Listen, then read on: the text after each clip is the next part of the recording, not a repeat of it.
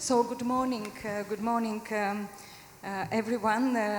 Good morning also, Professor Yeom.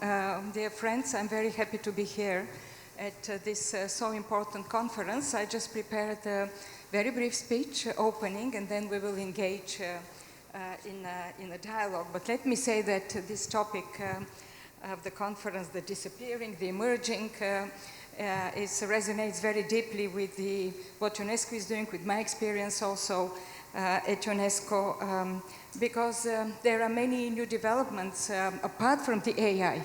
And I would like to start by saying that apart from what the artificial intelligence brings to education, even before this very animated debate, we knew that something is wrong with education, right?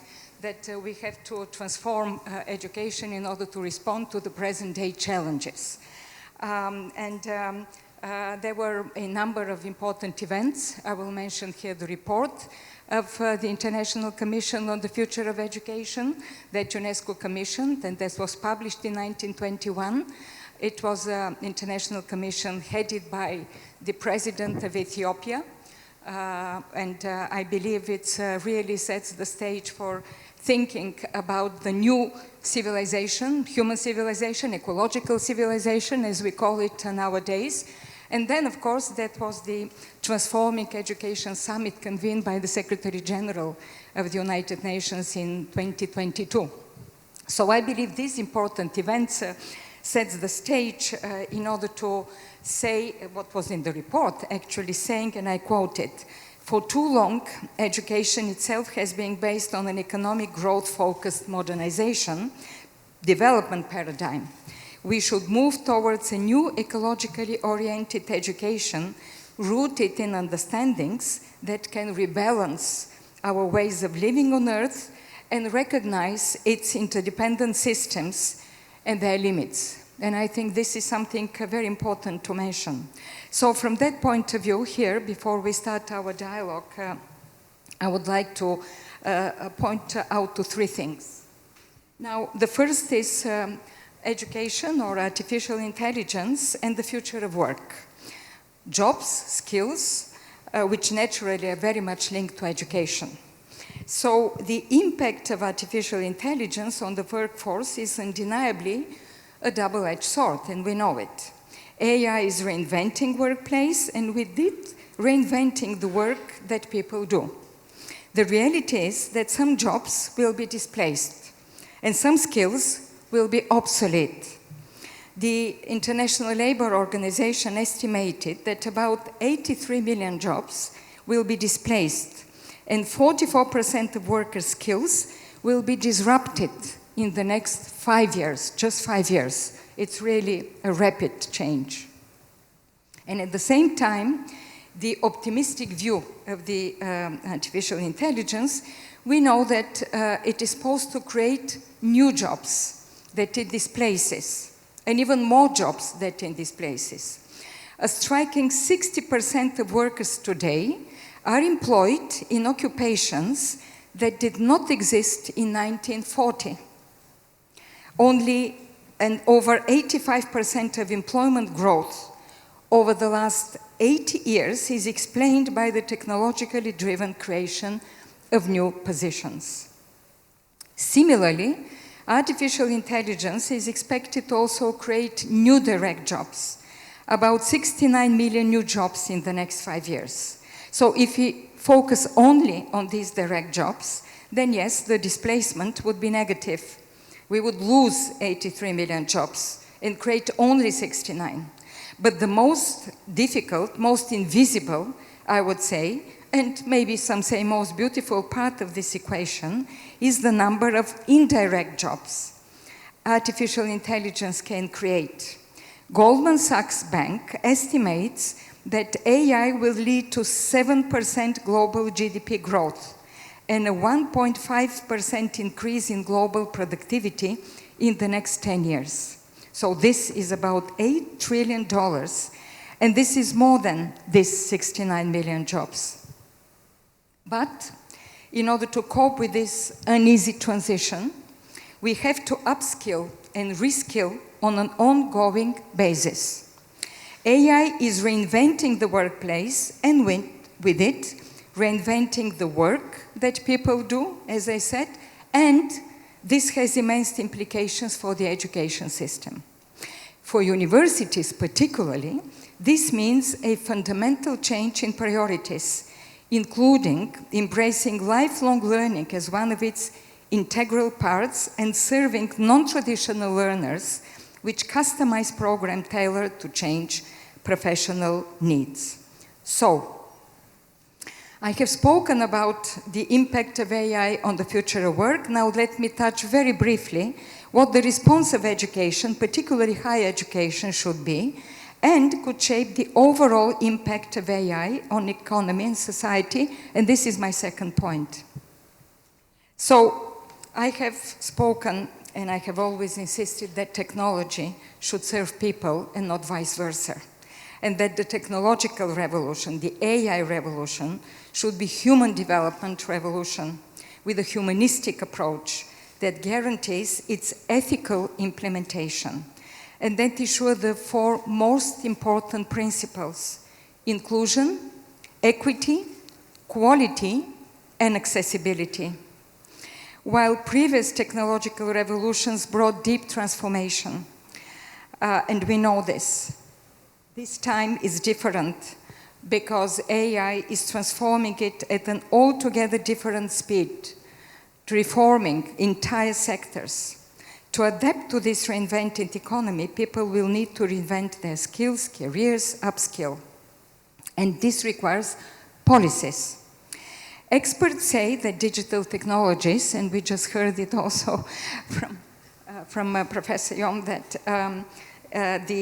it's a transforming education from an industrial-based one-size-fits-all paradigm, where students receive the same information, the same way, the same place, as a kind of an assembly line. But this time, and I agree with that the artificial intelligence can go much more into the personal way students learn, because we know that people learn differently. It's not the same way. But this is very much linked also of how we change the way AI provides this. So if the growth demands soft skills, and we know that the World Economic Forum and OECD, they insist that what is very much needed today is the soft skills, not just the hard skills that we know. Interpersonal societies, values that promote cohesive, tolerant economies, societies. We know that these are sometimes difficult to be given by technology. So we have to find the right balance between humans and machines, between emotional intelligence and technology. And this, I believe, will define the future educational institutions. And this brings me to the very important idea in my mind that education is and should remain a deeply human act, which is rooted in social interaction. We should not forget that education is also instilling the so much needed soft skills, as I mentioned: leadership, emotional intelligence, critical thinking, listening, conflict solving, empathy, intercultural and communication skills. AI can formulate responses. We know already this. But humans need to formulate the idea and communicate this idea effectively. And I think this is one of the probably most difficult part of it, that humans have to know how to formulate this idea and what idea to put forward to the AI. So in order to cut it short, because I think we will engage now in a deeper dialogue, let me just say that the very important question that UNESCO is putting nowadays, and UNESCO published last year also a very important report. Every 2 years, UNESCO publishes the Global Education Monitoring Reports. Last year, 2023, was dedicated to education and technology. And they formulated some, I believe, also important proposals, suggestions to solve these problems. Creating a curricular for the AI, economy, to design also experimental programs for the AI workplace, to integrate this abstract knowledge, but also to invent the university for a lifelong learning. And I insist on that. Lifelong learning is where the upskilling, it's not the old way of thinking about lifelong learning. It doesn't mean that we will go back to university now, but in any job, I think there will be a possibility to go back and to learn something. And my last point, the third point, is about artificial intelligence, education, and ethics. And I think this is something sometimes which is aside from the main debate, but I insist that it should be very part of the core debate about artificial intelligence. Not only education, I would say globally, but education is very much part of it. And the main message of this global report of education that I mentioned about technology and education emphasizes that technology is never ideologically neutral. And new AI models and applications are no exception. Applications like ChatGPT indeed generate new data, both linguistic and otherwise, from the vast amount of input available online. These applications raise fundamental questions for human knowledge, education, and learning. And if I have to summarize, because it's a vast, a very rich report, I try to summarize the findings, some of the distinctive features of the AI universe that are not always known to the user, that pose ethical questions, are the following. Most AI applications come from one or two leading countries of AI research and investment, and this means that certain worldviews are favored in content processing and production. The entire, it's also something that is aside, but I find it very interesting conclusion, the entire executive team of OpenAI, the company which is behind the ChatGPT, is under 40 years old. And this means that its language models reflect the specific way of thinking and knowing of one generation. And we think nowadays about intergenerational dialogue. Major chat boxes have been trained in only about 100 of the world's 7,000 natural languages, with English as the primary source, because we know that it's predominantly online. This means that 99% of world languages are currently excluded from the giant virtual library that underlies the most popular generative AI applications. And 90% of online higher education materials come from the European Union or North America. This means, finally, that content production is developed mainly by just two regions, both made up of Western countries. So these are problems linguistic, cultural, generational, geopolitical, but also ethical, and I insist ethical.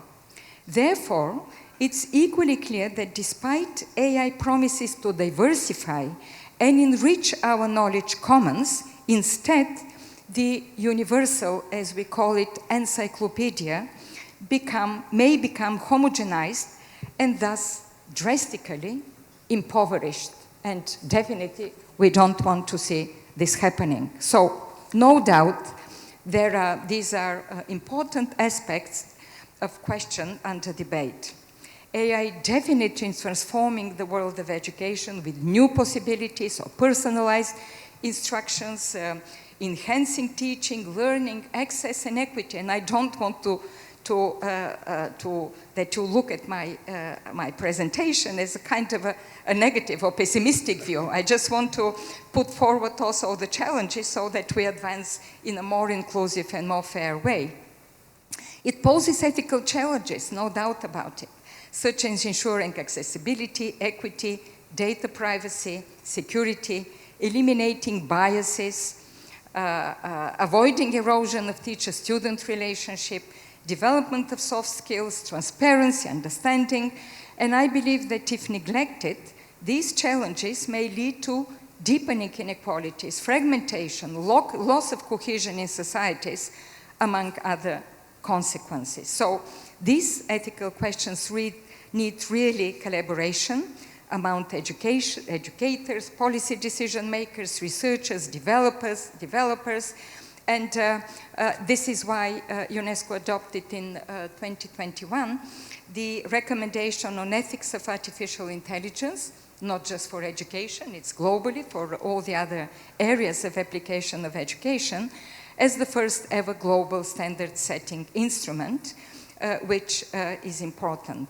And my last point, because it's something very new, just a few days ago, the Nobel Prize for Physics went to the British-Canadian scientist Geoffrey Hinton, known as the godfather of the artificial intelligence, for research that has laid the foundations for modern AI, alongside with John Hopfield. And curiously, he has been one of those voices warning of the dangers of the technology that he helped to birth and calling for urgent research in AI safety and establishing guidelines to avoid risks. So, thank you for your attention, and maybe now we will go to our discussion. Okay, thank you very much, Irina.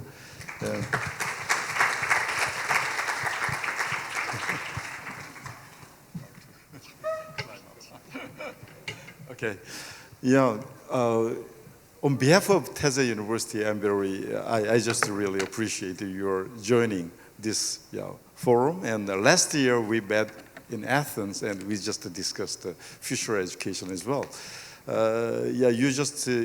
Your presentation is very, very impressive and also enlightening in many ways, especially in the era of AI.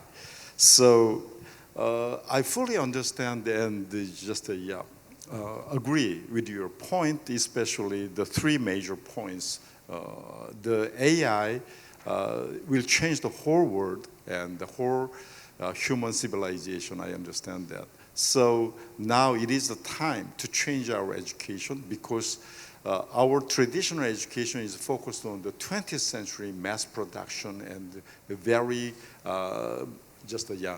manufacturing-oriented one. So the majors are very specifically, narrowly designed and taught in the classroom. But in the 21st century, that kind of work can be done by the AI. And then we need to develop some kind of more creative and more complex issues that we need to solve the problems.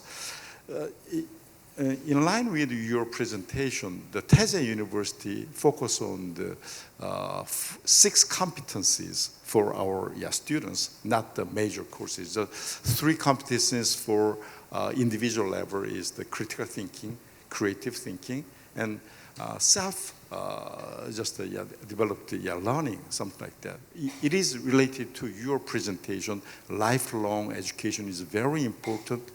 Up until now, university graduation is the end of education. Many people think that way, but from now on, we have to change our whole, mental setting. And then social skills, social competency, we focus on the communication, collaboration. That is related to in the AI era, you just emphasized social relations and human touch is very important. Another one is diversity and empathy. And third one is the global harmony and sustainability. Okay, that's right. Yeah, we understand, we agree these issues, but the worries, there occurs some kind of worries. For example, later our Vice Minister of Education will present, I guess, he will present a digital textbook next year. Yeah, we will in Korean, the elementary and high school and junior high schools, we take the digital textbook. But in that case, there are 2 worries, from the teachers and then parents. How can we persuade them this kind of AI education is necessary and important? The worries comes from the teachers is in this way. For example, okay, if we don't teach what we should do, but I argue that from now on, you need to be a coach or facilitator, or as you mentioned, that social values and the collaboration and group behaviors, or that kind of ethics are very important to teach.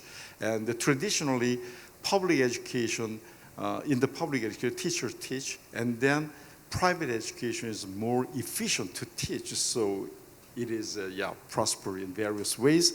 But now, just the AI will surpass the private education. So I expect that is a very optimistic view.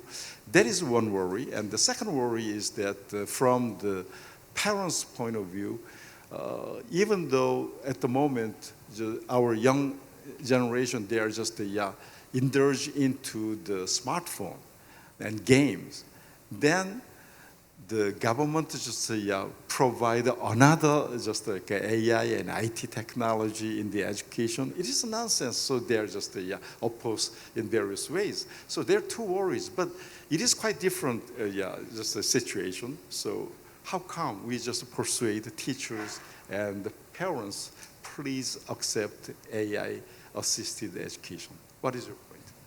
Well, I wish I had the silver bullet because from my traveling around the world and talking to dozens, if not more than 100 ministers of education, I know that the education system probably is the most difficult to reform because it touches, and everybody has an opinion, it touches, as you said, every single family. And now particularly when there is such a transition, important transition, it's technological, but it is also societal. It is not just about introducing a new textbook, it is really reinventing, I would say. We are reinventing the education system, starting from schools and then going to universities. So it needs really a lot of involvement, and you rightfully said, and by the way, this is in the report, which I find very an important aspect of the report that UNESCO published in 21, that it is a societal issue. It needs really the involvement of everybody. Mm-hmm. It is not just, one decree, one law that will be adopted by a Ministry of Education or the Parliament. It is really a societal issue. You have to put back education where parents, communities, teachers are involved on the same level. Mm-hmm. Parents have to be part of this discussion. Without it, we may see that there is a kind of a reluctance, a resistance, not understanding why and what we are doing. And I think this type of a constant dialogue and involvement of parents and teachers is important.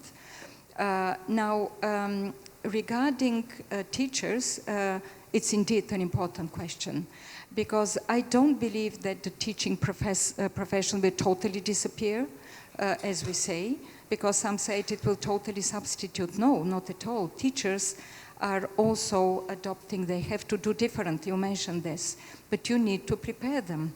You need to educate them. They have to have also all these necessary skills to work in a different technological environment. Sometimes teachers are lost, as you said, because they don't know what their role is and how they will interact. And of course, we're speaking about just the developed world. I know how advanced Korea is and some other countries, but we should not forget that there is a vast majority of people on this planet, more than 2.5 billion people, they don't have access even to internet. It's a huge problem. And on one side, we say that, and it is true, AI will bridge inequalities and differences, but we have a big problem of increasing these, differences. So teachers have their role. We need still to invest in teachers. Invest in technology is important, but in new teacher skills.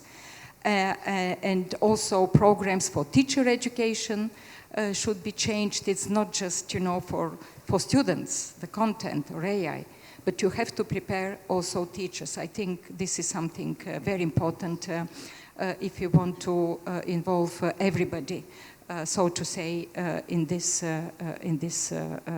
endeavor, because it's a huge endeavor, it's a huge transition that we have to make constantly.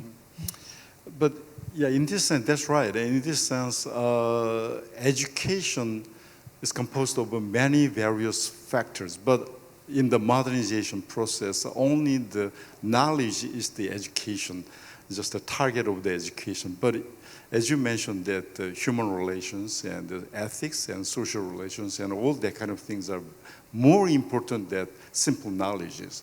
And then AI can take part of the teaching the knowledges in the 21st century, and then professors or the teachers will change their role from the simply conveying the knowledge to the students and that's it, and then just to transfer into more harmonizing society, or just to think about it, critically thinking and that kind of thing is more important, I think. Yeah. And also, if you allow me to add something, you're entirely right, because as I said, education is a socializing.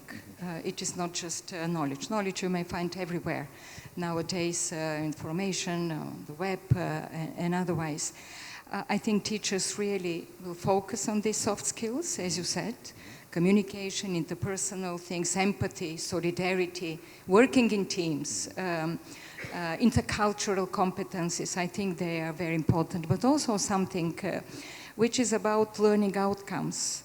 And I think nowadays we speak a lot, and increasingly so, about learning outcomes, because this is where the difficulty it is. And still, I believe teachers and educators generally will play a very big role in assessing learning outcomes.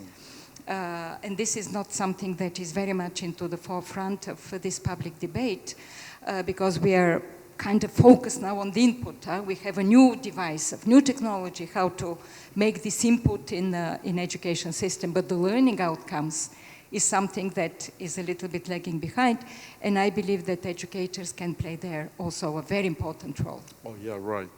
The education role, just the teachers and professors' role will be changing very rapidly, and not simply convey just transfer the knowledge to the students, but other more important just the factors for education. It is a whole process. And you just emphasize the humanities and social interaction and that kind of things. So it is very important, especially ethic issues are very important in the 21st century. But there are a lot of worry or pessimistic view on the development of AI, because it will dominate or even rule the human society in many ways. So how to just solve this problem? But I just propose a very interesting just an example. For example, when the automobile, the car appeared in the modern society, everybody is worrying about it will hit the people, and there's a very dangerous one. But now we don't, and also at the moment we don't just compete with car for running, and we are just using car, okay? And when the car and automobile first just invented, one of the very, very important element and function of the car is not the engine or accelerator, but the most important function is the brake system. It can just stop, and it just make it slow down or that kind of thing. So I'm very optimistic for the AI era, and in that case, AI, we humankind, we just utilize the AI, but we also develop some kind of safety system and some kind of related to the ethic issues as well. So if we design very nicely for this kind of education system for ethic issues or the humanity issues, then I think that much better brake system in AI development. How do you think? I like this idea about braking system. I would call it safety, security of the AI, but also accountability and transparency. And I think these are also part of the view about AI generally and ethics, because sometimes it's very important. You mentioned the example with the cars. Now we will have AI-driven cars, right? The question is, if something happens, who bears the responsibility? Accountability, so to say. I think transparency is very important.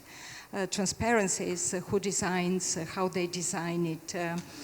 If we see, for example, some kind of a biased content, who is responsible for that? How to educate also in ethics is very important. We don't teach ethics. We don't think nowadays humanities and ethics that much, but it also concerns the developers. So it's really, as we say in bureaucratic language, multi-stakeholder approach. Everybody should be there.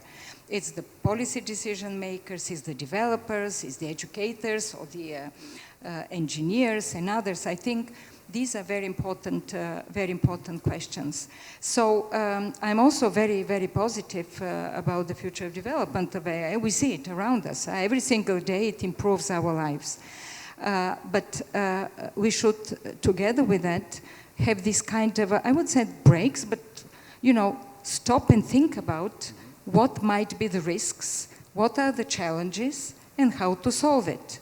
It's a little bit like how to make a comparison. I was listening to a famous Israeli scientist, Yuval Harari, recently, who is a little bit alarmed about AI, who was giving a comparison with the pharmaceutical industry. He said, nobody wants to stop development, right? We develop drugs, but we first test it. We see the breaks, right? We see what is their impact, and then we put it on the market, and then we... So this type, a little bit of approach, I see ethics, but it goes beyond simple things of what is good and what is bad. I mean, what ethics is all about, simplistically say, but we really have to be careful to accompany this development and deployment. I think deployment is also very important, having in mind these aspects that may affect further on people's behavior, societal behavior, and development further on. Okay, good. Yeah, just like US FDA, they just play the role as a gatekeeper. Yeah, if it is widely just utilized in the public, then they just check it. As you mentioned, the accountability and the transparency is very important. Who developed AI technology for the humankind? Yeah, that's right. And another issue you just mentioned, that inequality of education, it may lead to some kind of discrepancy between the richers and poors or something like that. But I just suggest another argument. For example, United Nations former Secretary General Ban Ki-moon proudly mentioned that when he was a youngster in elementary school, he just get the education thanks to the UNESCO support. So the textbook at that time was supported by the UNESCO printing or something like that. He just purchased 2 books, and then one is donated in the United Nations. And he didn't purchase it, I gave it to him. Oh, you gave it. I mean, with the National Commission, Korean National Commission for UNESCO, they purchased it. Okay. One kept here not to him, and another at UNESCO in a special center. Yeah, just like that. AI can solve the problems of the inequality of education. For example, this forum, Harvard University, Professor Stephen Koslin, he's now developing AI-assisted textbook for African students, only the very low cost, and then they don't need any just the teachers and the facilities. Only the AI-assisted, that kind of education textbook can help. They will be educated, in various ways. So from now on, if you have some kind of curiosity or some kind of a very high motivation, and that there's plenty of chances to get learned and educated in various ways. So inequality issues, and also this kind of simultaneous translation, this startup new company in Korea, they can translate and automobile just simultaneous interpretation from English and Korean, not only English and Korean, in Spanish, Chinese, and Japanese, and they just have I heard that, I'm not sure, but 130 different languages, even the African languages and the tribal languages as well. So from now on, at the moment, big data is only focused on the English, data. But from now on, after 10 years and 20 years, African, we can easily understand that their text or some kind of data or something like this. So our human beings, the education and the enlightenment can be dispersed very widely, and then it can just achieve some kind of equality of the human that's being. absolutely true. It's a fantastic opportunity. It's a fantastic opportunity to bridge the inequalities, absolutely. My point was that technology gives this opportunity, but we have to use it, right? It's about reaching those who are in distant places, who don't have the possibility to go to the best of universities. But my point is that you have to give them this opportunity. You have to create this for them, this opportunity. And it is also about content. Because on one side, and I do remember in 2010, preparing for the adoption of the Agenda for Sustainable Development, UNESCO and the International Telecommunication Union, we started the Broadband Commission for Sustainable Development. ITU was promoting connectivity, internet at those times, now AI, of course, and UNESCO more on the content side. Now, if you don't put the right content also on this to be understandable, and I'm not speaking just about university engineering, I'm speaking about schools, because children should know also about their local histories and content and otherwise. I think this is important. This should not be neglected. Languages, rightfully, it should be there, but also the local content. So it's a whole kind of an ecosystem that we have to be attentive about. It gives enormous opportunities for that. But let's just go deeper and see the devil is into the details, right? If you want to create exactly this interpersonal skills, communication, cultural, intercultural, and others. So we have to look at the whole kind of set of educational as an ecosystem, and then to provide and of course, we speak here the language of AI, the opportunities, but we should not forget that there are 800 million people illiterate in this world. There are more than 700 million young people into the age who do not know how to write and read. So we should not neglect this. Let's develop AI and let's give them this opportunity first to get this basic, I would say, skills, competencies, and then move into the modern era. We should not neglect this as well. Yeah, from this opening discussion, and I just was told by the former president of Yonsei University, Kim Yong-ak, told me that at the moment, we are just worrying about and just expecting the AI and the influence of AI, but we just forget one thing, and that is the speed of AI development, that is exponentially developed. So, for example, Ray Kurzweil, 20 years ago, he just published a book, The Singularity is Near, and he expects that it will be 2045. And Yuval Harari also mentioned that 2050, and the machine intelligence will surpass the human intelligence or something like that. That is the singularity. But this year, last June, he published another book, Ray Kurzweil, and the singularity is nearer, much faster. And then he just mentioned that it will appear not 2045, but 2029, 5 years later. Because it is exponentially developed in various ways. So the speed of development in the 18th century is quite different from 19th century. It is different from 20th century. 21st century, the speed, especially right now, is very, very different.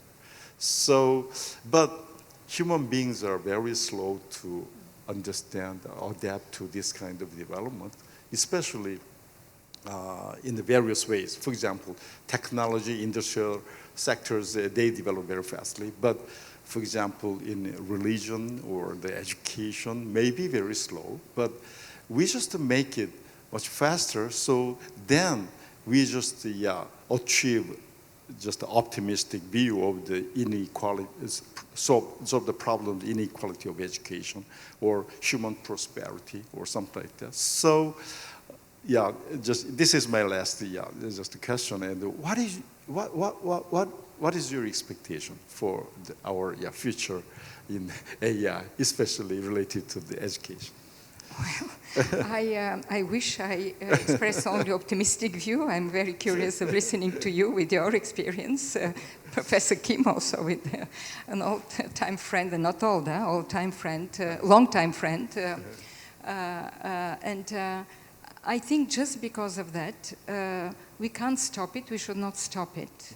The problem is of how we try to regulate it, regulate not to stop it, the development, but to look at the deployment with this lens, as I said, of an ethical approach, with the respect for human rights, respect for privacy, accountability framework also, their biases. I think one of the most important probably thing is that we see some entrenched biases in the AI, be it gender biases, be it racial biases, be it others, because this unfortunately is the history of humanity that we had, and we want to fight this. I think the cultural diversity side of it, because we have an extraordinary humanities contribution to knowledge building with this, contribution cultural diversity, and we don't want to lose this just to drain it all of a sudden, into the AI. So that is why it's important to instill this and to adopt this kind of ethical, also with the developers. We have to work with the developers and to, in the governments and others, to have this framework so that they adopt this kind of an ethical approach to it. I think it's fundamental. Okay, great. Thank you for your very insightful comment and your presentation. Thank you very much, and I really enjoy this kind of dialogue. Thank you. I hope we continue. Okay, thank you. Yeah, keep in touch. Thank you very much. 잠시만 자리해 주시면 we're going to have a short Q&A session if it's okay. Yeah. Thank you. 네, 이제 대담 관련하여 간단한 질의응답 시간을 갖도록 하겠습니다. 좋은 질문들이 있는데요. 시간 관계상 한 가지만 받아보도록 하겠습니다. 총장님께서 태블릿 PC에서 올라온 질문을 보시고 한 가지를 선택해 주시면 좋겠습니다. 네, 모처럼 기회니까 우리 이리나 보코바 여사가 이제 답하도록 하겠습니다. Yeah, please do. Yeah, select one. This one? Whatever you want. Yeah, select one. Oh, you just want Please to read the question before you answer, please. Please take, yeah. Oh, when considering ethical guidelines. This one. Okay. Yeah. Okay. Please. Okay. So. Please use your microphone. So the question is about can we have kind of a global ethical norms or they can be adapted to different cultures. Well, I did mention that the global ethical norms for AI were embedded into the recommendation, UNESCO recommendation on ethics of artificial intelligence. Let me just say what recommendation is. Recommendation is the one type of document adopted in the United Nations, which is not a convention, not international law, is the second kind of a level of norms and standards that are adopted by the international organizations, which are once again voted by governments and adhered by governments. So if governments adopt it, then they elaborate, they adopt them. And already these kind of recommendations serve as a framework for, I think already something like 20 governments have adopted them into their procedures and others in order to guide different type of activities.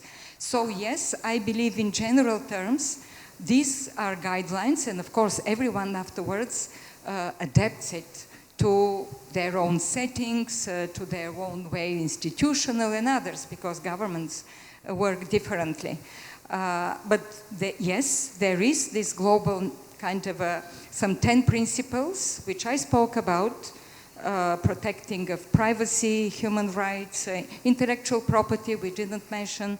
Another big question with the AI and intellectual property that is there, accountability, biases. So all of this exist, and then they are translated into national practices and legislation. Okay, thank you. Thank you so much.